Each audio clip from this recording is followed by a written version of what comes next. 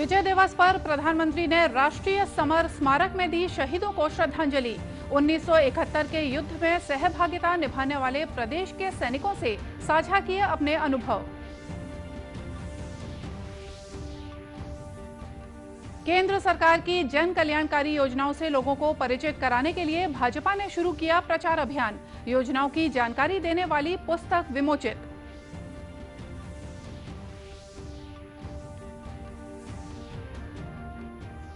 प्रदेश सरकार के कार्यकाल की दूसरी वर्षगांठ कल, संसदीय सचिव ने बताई उपलब्धियां।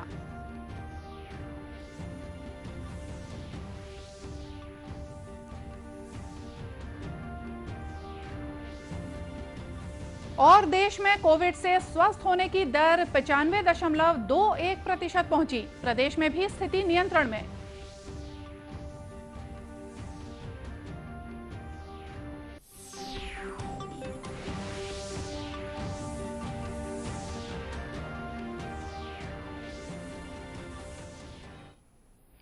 नमस्कार, आप देख रहे हैं दूरदर्शन समाचार। मैं हूं मोनिका शर्मा और आइए अब देखते हैं समाचार विस्तार से। आज विश्व के राजनीतिक इतिहास में एक महत्वपूर्ण दिन है। 1971 में आज ही के दिन भारत ने पाकिस्तान को युद्ध में हराया था और बांग्लादेश का संप्रभु राष्ट्र के रूप में उदय हुआ था। प्रतिवर्ष इस दिन को पाकिस्तान पर विजय की स्मृति के रूप में विजय दिवस के रूप में मनाया जाता है। इस अवसर पर प्रधानमंत्री नरेंद्र मोदी ने आज सुबह नई दिल्ली स्थित राष्ट्रीय समर स्मारक पर श्रद्धांजलि अर्पित की। Is baptized by fire in battlefield. It is in the face of enemy that his character is put to test.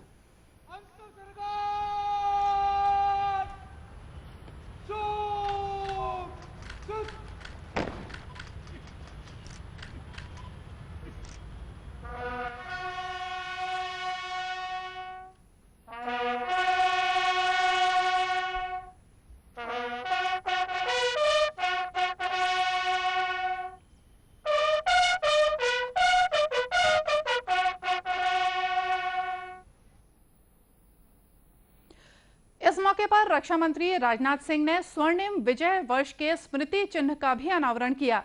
Shri Singh ने अपने ट्वीट में कहा कि भारतीय सैनिकों ने इस युद्ध में वीरता का एक नया अध्याय लिखा था। छत्तीसगढ़ के निवासी सैनिकों ने 1971 के इस युद्ध में सहभागिता निभाई थी। इन्हीं सैनिकों में से एक नौसेना के अरुण कुमार नाग ने दूरदर्शन समाचार से बातचीत में कहा कि युद्ध के दौरान नौसेना ने कई किलोमीटर के समुद्री क्षेत्र को सील कर दिया था, जिससे पाकिस्तान और पूर्वी पाकिस्तान यानी बांग्लादेश की तरफ से किसी भी तरह की घुसपैठ को रोका जा सके। श्री नाग ने कहा कि सैनिक के रूप में कार्य करना बेहद सम्मानजनक होता है। उन्होंने युवाओं से अपील की कि इस गरिमामय सेवा से जुड़कर वे भी देश के लिए काम करें। नेवी का ईस्टर्न सेक्टर में पूरा समुद्र एरिया हम सील कर दिया था। कोई भी शिप बाहर निकलना, दैट टाइम ईस्ट पाकिस्तान, अभी तो बांग्लादेश हुआ, ईस्ट पाकिस्तान से कोई भी बोट या शिप या वॉरशिप निकलना या अंदर जाना, हम उसमें बैरिकेड डाला। यही था मेन। प्लस वॉर टाइम हुआ था बम्बार्डमेंट, जो लॉन्ग रेंज गन था, अब मालूम है 20 से 35 किलोमीटर रेंज, हम समुंदर से ढाका, कॉक्स बाजार और चिटागंग एरिया में उसका जो बैरिकेड था, इस पाकिस्तान ब्रूटल जो उसका बैरिकेड था, एंड बिल्डिंग्स, ब्रिजेस सब को मिला दिया मिट्टी में। आज के युवा पीढ़ी को मैसेज देना चाहता हूँ, जब आप लोग डिफेंस में आए हो, this is the highest dignified service followed by your sacrifice for the country. ये सिर्फ your dignity and loyalty to the service नहीं है, ये बड़ी प्रेस्टिजियस है। एंड अब हजार लाखों आदमी का अंदर चुना जाएगा एक डिफेंस सर्विसमैन है। तो वो ध्यान में रखते हुए do your duty properly with hard work, sincerity, loyalty and dignity. Bhilai निवासी सेवानिवृत्त वायुसैनिक के मुरलीधरन नायर ने भी इस युद्ध से जुड़े संस्मरणों को दूरदर्शन समाचार से साझा किया। उन्होंने बताया कि भारत को मजबूरीवश इस युद्ध में हिस्सा लेना पड़ा था, क्योंकि पाकिस्तानी सेनाओं की बर्बरता की वजह से लाखों लोग बांग्लादेश की सीमा पार कर भारत आ रहे थे। तो उसके लिए आईएएफ का मेन भूमिका ये था कि उस बीच में एक नदी पड़ती है इंडिया और बांग्लादेश के ढाका के बीच में, मेघना रिवर। तो उस रिवर को क्रॉस किए बिना हमारे ट्रूप्स को वहाँ नहीं पहुँचा सकते थे, और कोई ऐसा एयरफील्ड भी नहीं था, कुछ नहीं था। तो हमारा यूनिट जो था हेलीकॉप्टर यूनिट, तो उन्होंने एक एयरबोर्न ऑपरेशन शुरू किया, जिससे ट्रूप्स को रातों रात, नदी में बाढ़ भी आई हुई थी, और नदी क्रॉस कराए। नदी क्रॉस करा के करीब करीब 3000 ट्रूप को एक ही रात में हमने ढाका में प्रवेश करवाया। और वो पूरा ऑपरेशन जो आईएएफ के थ्रू, आईएएफ के हेलीकॉप्टर्स के। अब आप समझ लीजिए 1971, मतलब करीब करीब 50 साल पहले आज के समान बड़े बड़े हेलीकॉप्टर्स नहीं थे। उस समय मी-4 करके हेलीकॉप्टर हुआ करती थी, मी-4 और मी-9 करके। तो हमारी यूनिट जो थी मी-4 की यूनिट थी, और उसी हेलीकॉप्टर से पूरे हमारे जितने 10 या 11 पायलट्स थे, उन्होंने रातों रात ट्रूप्स को रिवर क्रॉस करा के ढाका की तरफ एयरबोर्न ऑपरेशन करा के, और वही जो 3000-4000 ट्रूप्स थे, उन्होंने ही ढाका पे अटैक करके ढाका पे कब्जा किया था, जिसके बाद में सरेंडर की नौबत आई। भिलाई के ही सेवानिवृत्त सैनिक ज्योतिर्मय दत्ता ने भी 1971 के युद्ध के अनुभव बताते हुए कहा कि मुश्किल हालात में भी सेना ने अपना दायित्व निभाया था। केंद्र सरकार द्वारा सभी वर्गों के कल्याण के लिए अनेक योजनाएं चलाई जा रही हैं, जिसे समेकित रूप से प्रधानमंत्री जन कल्याणकारी योजना कहा गया है। इन योजनाओं के प्रचार प्रसार अभियान के तहत लोगों को योजना के बारे में जानकारी देने के लिए पुस्तक को माध्यम बनाया गया है। इस पुस्तक का आज भाजपा के राष्ट्रीय उपाध्यक्ष और पूर्व मुख्यमंत्री डॉक्टर रमन सिंह ने विमोचन किया। इस अवसर पर उन्होंने कहा कि ये योजनाएं सबका साथ सबका विकास पर आधारित हैं। प्रधानमंत्री की महत्वपूर्ण योजनाओं के बारे में न केवल राष्ट्रीय स्तर में बल्कि प्रदेश स्तर में हमारी टीम काम कर रही है, और इसको आखिरी व्यक्ति तक पहुंचाना है, ताकि हितग्राही को ये मालूम हो जाए कि उसके योजना का लाभ लेने का तरीका क्या है, प्रक्रिया क्या है। और जो लोगों को जानकारी के अभाव से लाभ नहीं ले पाते, वो सारे हितग्राहियों को इस योजना से जोड़ने का प्रयास माननीय सचिदानंद जी की पूरी टीम करेगी, और वो इसमें प्रदेश में इस काम को देख रहे हैं। डॉक्टर सिंह ने कहा कि इन योजनाओं के जरिए कोरोना काल में भी लोगों को मदद मुहैया कराई गई है। संसदीय सचिव और विधायक विकास उपाध्याय ने कहा कि मुख्यमंत्री भूपेश बघेल के नेतृत्व में छत्तीसगढ़ विकसित प्रदेश बनने की ओर अग्रसर है। श्री उपाध्याय ने आज राजधानी में अपने विधानसभा रायपुर पश्चिम में हुए विकास कार्यों का उल्लेख करते हुए कहा कि बीते 2 वर्षों में 200 करोड़ के विकास कार्य कर उनके विधानसभा में रिकॉर्ड बनाया गया है। राज्य सरकार के 2 वर्ष पूरा होने पर पत्रकारों को संबोधित करते हुए श्री उपाध्याय ने कहा कि स्वच्छ पेयजल, सड़क, नाली, बिजली और साफ सफाई के क्षेत्र में उल्लेखनीय काम हुआ है। उन्होंने 2 वर्षों में 200 करोड़ से ज्यादा के विकास कार्य किए जाने का आंकड़ा पेश किया। देखिए, करीब 200 करोड़ से भी ज्यादा की मूलभूत सुविधाओं का काम हम लोगों ने किया है, जिसमें हर विभाग के काम आ गए, हर क्षेत्र के काम आ गए। साथ ही साथ रायपुर राजधानी में पानी एक बहुत बड़ी समस्या थी, जो घर घर तक पहुंचाने का काम था। फिल्टर प्लांट के माध्यम से नई टंकी निर्माण के बाद पानी को पाइपलाइन डिस्ट्रीब्यूशन के माध्यम से घर घर पहुंचाने का भी काम हम लोगों ने किया है। और आवागमन के लिए जहां पहले 5 लाख पॉपुलेशन का रायपुर शहर था, वो 15 से 20 लाख का हो गया। तो आवागमन, ट्रैफिक से लेकर इन तमाम चीजों के लिए फुल प्रूफ प्लानिंग के साथ हम लोग काम कर रहे हैं। संसदीय सचिव ने कहा कि लगभग 20 लाख की आबादी वाले रायपुर को मेट्रो सिटी की तर्ज पर विकसित करने की दिशा में काम किया जा रहा है। श्री उपाध्याय ने बताया कि विवेकानंद आश्रम से लेकर पंडित रविशंकर विश्वविद्यालय तक यूथ हब और ग्रीन कॉरिडोर विकसित किया जा रहा है। इसके लिए प्रस्ताव तैयार है, जिस पर जल्द ही काम शुरू हो जाएगा।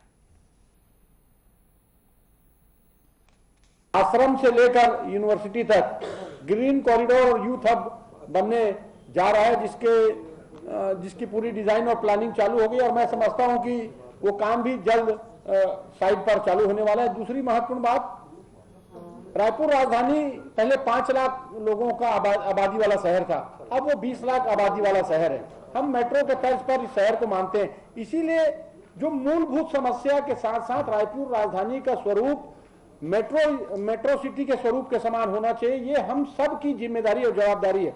उसी तर्ज पर हम लोग लगातार इस पर काम कर रहे हैं। श्री उपाध्याय ने कहा कि उन्होंने बीते 2 वर्षों में विधायक तुहर दुआर कार्यक्रम के तहत अपने विधानसभा की सभी 20 वार्डों के नागरिकों से सतत संपर्क में रहे और उनकी मूलभूत सुविधाओं को दूर करने के प्रयास किए। खबरों का सिलसिला आगे भी जारी रखेंगे, लेकिन फिलहाल लेते हैं एक छोटा सा ब्रेक।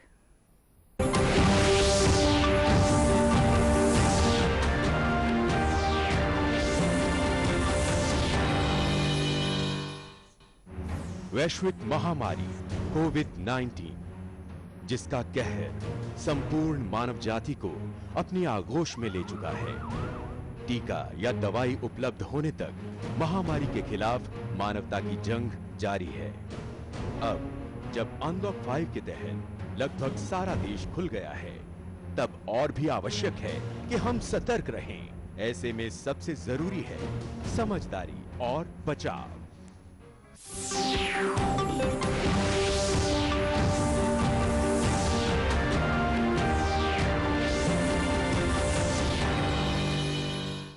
ब्रेक के बाद एक बार फिर से स्वागत है आप सभी का दूरदर्शन समाचार में। खबरों में आगे बढ़ते हैं।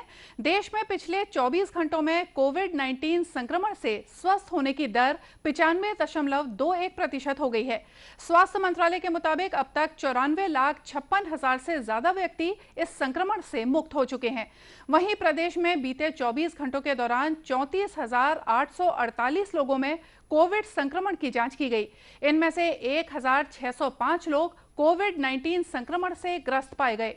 सर्वाधिक संक्रमित रायपुर जिले में मिले हैं। यहां 292 नए कोरोना संक्रमितों की पहचान की गई है। इसी तरह राजनांदगांव में 143, रायगढ़ में 133, कोरबा में 132, जांजगीर चांपा में 126 और दुर्ग जिले में 114 नए संक्रमितों का पता चला है। इन्हीं के साथ वर्तमान में प्रदेश में कोविड संक्रमण के कुल सक्रिय मामलों की संख्या 17,637 हो गई है।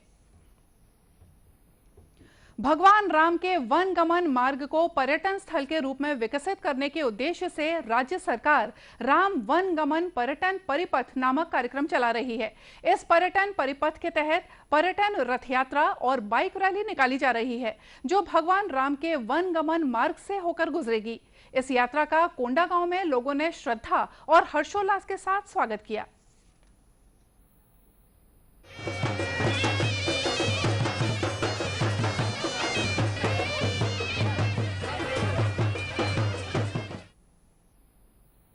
वहीं कांकेर जिले में कुछ आदिवासी समुदाय के नेताओं द्वारा यात्रा के दौरान किए जाने वाली रस्मों का विरोध किया गया, जिसके बाद कलेक्टर चंदन कुमार ने कहा कि प्रशासन सभी की भावनाओं का आदर करती है।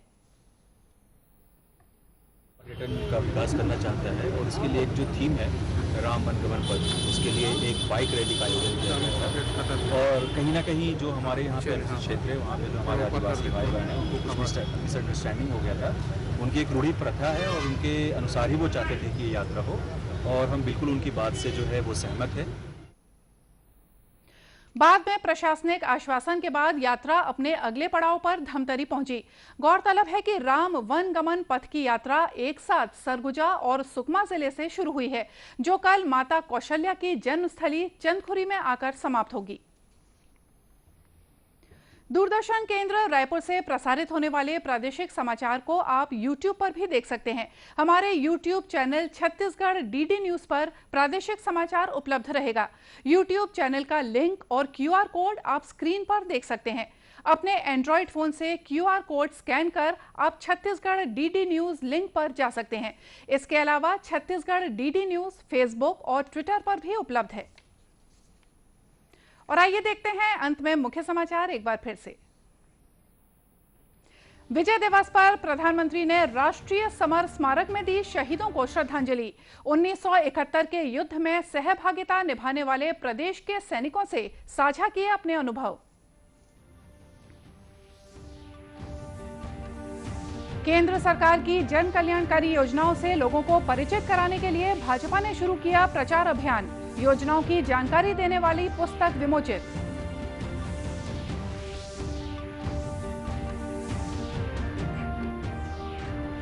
प्रदेश सरकार के कार्यकाल की दूसरी वर्षगांठ कल, संसदीय सचिव ने बताई उपलब्धियां।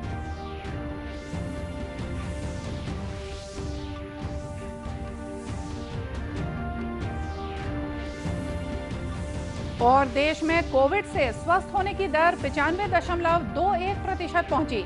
प्रदेश में भी स्थिति नियंत्रण में।